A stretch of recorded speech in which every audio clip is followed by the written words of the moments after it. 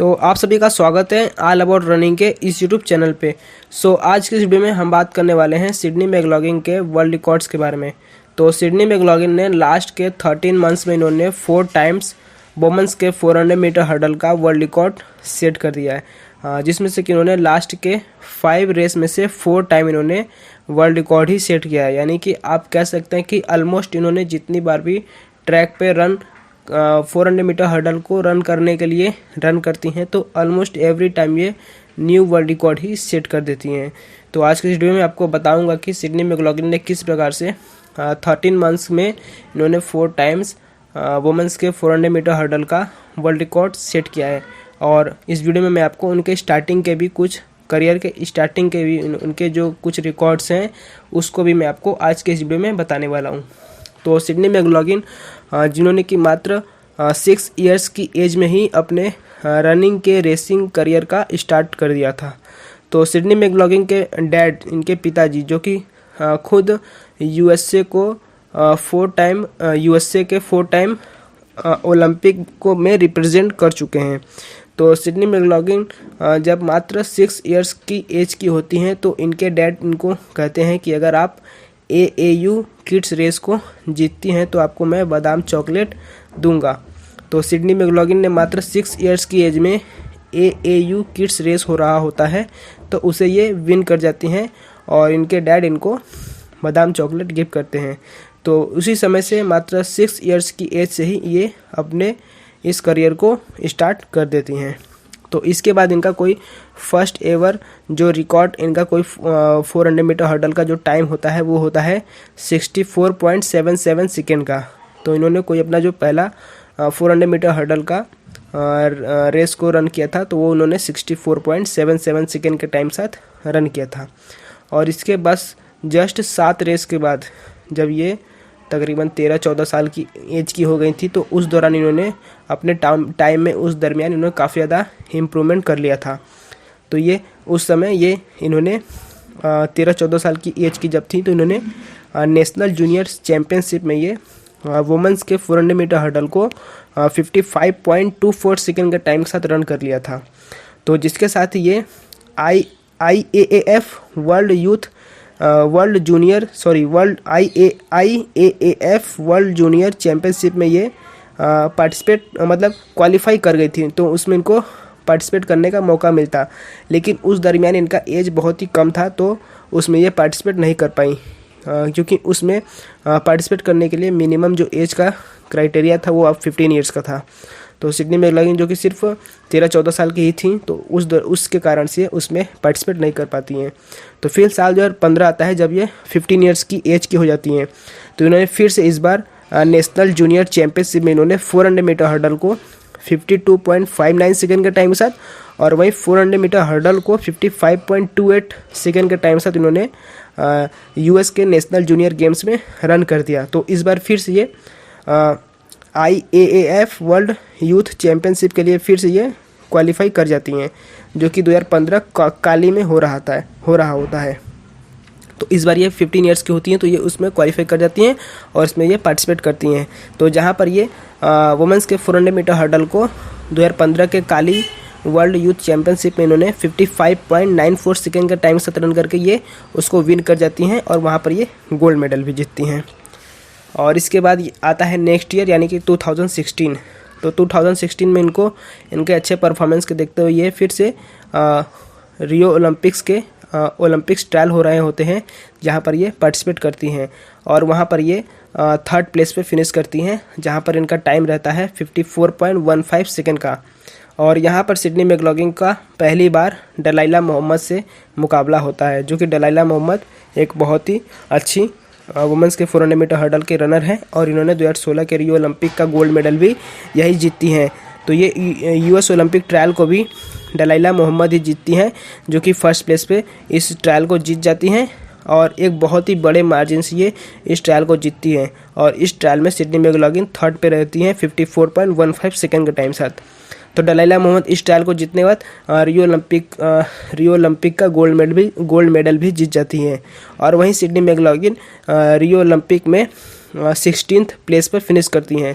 लेकिन 1980 के बाद ये एक यंगेस्ट अमेरिका के द्वारा ये एक यंगेस्ट एथलीट होती हैं जो कि 16 ईयर्स की एज में 1980 के बाद ये ओलंपिक में पार्टिसिपेट करती हैं।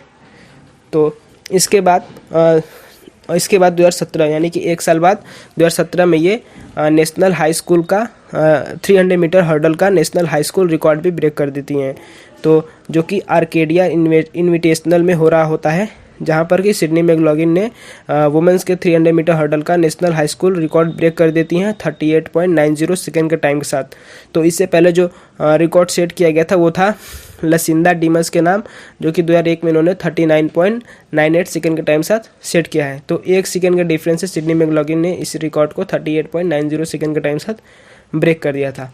फिर इसके बाद साल 2018 जब ये कॉलेज में एंटर कर जाती हैं तो साल 2018 का ये NCAA चैम्पियनशिप होता है, जो कि एक कॉलेज का गेम होता है USA में।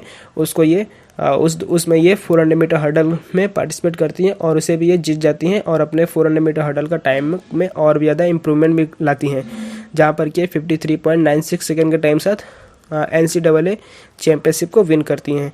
और वहीं 2019 में ये USA ट्रैक एंड फील्ड, जो कि जहाँ का ये USA का नेशनल गेम है, तो वहाँ पर ये जो कि ऑलमोस्ट सीनियर लेवल के सभी एथलीट पार्टिसिपेट करते हैं। तो यहाँ पर ये सेकंड प्लेस पे फिनिश करती हैं, जहाँ पर इनका टाइम और भी इम्प्रूव होता है और इन्होंने 400 मीटर हर्डल को 52.88 सेकेंड के टाइम साथ रन किया था। और इस USA track and field championship में फर्स्ट पे रहती हैं दलाइला मोहम्मद। तो यहाँ पर एक बार फिर से दलाइला मोहम्मद ने सिडनी मैकलॉगिन को बीट किया होता है। अब आता है साल 2019 में दोहा वर्ल्ड चैम्पियनशिप हो रहा होता है 2019 में। तो यहाँ पर दलाइला मोहम्मद यहाँ पर एक बार फिर से, लेकिन काफ़ी क्लोज मार्जिन से एक बार फिर से दलाइला मोहम्मद 52.16 सेकेंड के टाइम के साथ दोहा वर्ल्ड चैम्पियनशिप को ये जीतती हैं और दलाइला मोहम्मद वहाँ पे वर्ल्ड रिकॉर्ड भी सेट करती हैं। और वहीं सेकंड पे रहती हैं सिडनी मैकलॉगिन, जो कि 52.23 सेकेंड के टाइम साथ ये सेकंड पे रही थी। और वहीं थर्ड पे रहती हैं जेम रसेल क्लेटन, जो कि 53.74 सेकेंड के टाइम साथ थर्ड पे आती हैं। लेकिन इस दोहा वर्ल्ड चैम्पियनशिप में इस 400 मीटर हर्डल में दलाइला मोहम्मद और सिडनी मैकलॉगिन के बीच एक काफ़ी टफ और काफ़ी क्लोज फाइट देखने को मिलता है। और इससे पहले के सभी रेस में सिडनी मैकलॉगिन इतना टफ फाइट दलाइला मोहम्मद को किसी भी रेस में नहीं दे पाती हैं, जितना कि इन्होंने इस 2019 के दोहा वर्ल्ड चैम्पियनशिप इन्होंने यहाँ पर इन्हें दिया था। इसके बाद दलाइला मोहम्मद को भी अंदाज़ा हो गया कि यह एथलीट अब मुझसे भी आगे जाने वाली हैं। तो यहाँ पर काफ़ी टफ फाइट के साथ दलाइला मोहम्मद तो जीत जाती हैं और वर्ल्ड रिकॉर्ड भी सेट कर देती हैं 52.16 सेकेंड का, जिससे कि अब इसके बाद तो तकरीबन 2019 में ये लगभग इन लोगों का लास्ट रेस होता है। इसके बाद तो काफ़ी 1.5-2 साल कोविड के निकल जाते हैं। तो इसके बाद सिडनी मैकलॉगिन ने 2021 के मिड में इन्होंने जब 2020 का टोक्यो ओलंपिक्स जो कि एक साल आगे शिफ्ट हो गया था 2021 के लिए, तो जस्ट टोक्यो ओलंपिक के एक महीने पहले USA में टोक्यो ओलंपिक के ट्रायल्स हो रहे थे वुमेंस के 400 मीटर हर्डल के। तो लगभग 1.5-2 साल बाद सिडनी मैकलॉगिन एक बार फिर से ट्रैक पर रन करने के लिए उतरती हैं और एक बार पूरी तरह दूसरे ही माइंडसेट से ये उतरती हैं कि जैसे लगता है कि अब ये यहाँ से ये पूरे ट्रैक एंड वुमेंस के 400 मीटर हर्डल को पूरी तरह से यहाँ पे ये डोमिनेट करने के लिए ये उतरती हैं। तो 2021 में 27 जून को जस्ट टोक्यो ओलंपिक से लगभग ऑलमोस्ट एक महीना पहले ये USA में ओलंपिक्स ट्रायल्स हो रहे होते हैं, जो कि 27 जून को 2021 में हो रहा होता है। तो सिडनी मैकलॉगिन ने US ओलंपिक्स ट्रायल को वर्ल्ड रिकॉर्ड के साथ इन्होंने 51.90 सेकेंड के टाइम साथ यहाँ पर ये USA के ओलंपिक्स ट्रायल को विन कर जाती हैं और साथ ही साथ ये वर्ल्ड रिकॉर्ड भी सेट कर देती हैं, जो कि 2019 में दलाइला मोहम्मद ने वर्ल्ड चैम्पियनशिप में सेट किया था। और यहाँ पर ये पहली बार अपने करियर में, इससे पहले काफ़ी बार दलाइला मोहम्मद ने 400 मीटर हर्डल में बीट किया था, लेकिन सिडनी मैकलॉगिन ने यहाँ पर पहली बार दलाइला मोहम्मद को बीट किया और इसके बाद दलाइला मोहम्मद कभी भी इन्हें नहीं बीट कर पाई आने वाले कई रेसों में। तो सिडनी मैकलॉगिन ने 51.90 सेकेंड के टाइम साथ वुमेंस के 400 मीटर हर्डल को रन करके इस ओलंपिक्स ट्रायल में इन्होंने वर्ल्ड रिकॉर्ड भी सेट किया और साथ ही साथ ये फर्स्ट फीमेल 400 मीटर हर्डल की रनर बन गई, जिन्होंने कि 52 सेकेंड से कम समय में वुमेंस के 400 मीटर हर्डल को ये रन किया पहली बार रन किया गया था किसी फीमेल एथलीट द्वारा। तो ये था उनका पहला रिकॉर्ड। और जस्ट इसके बाद एक महीने बाद, ऑलमोस्ट एक महीने बाद ही ओलंपिक होता है।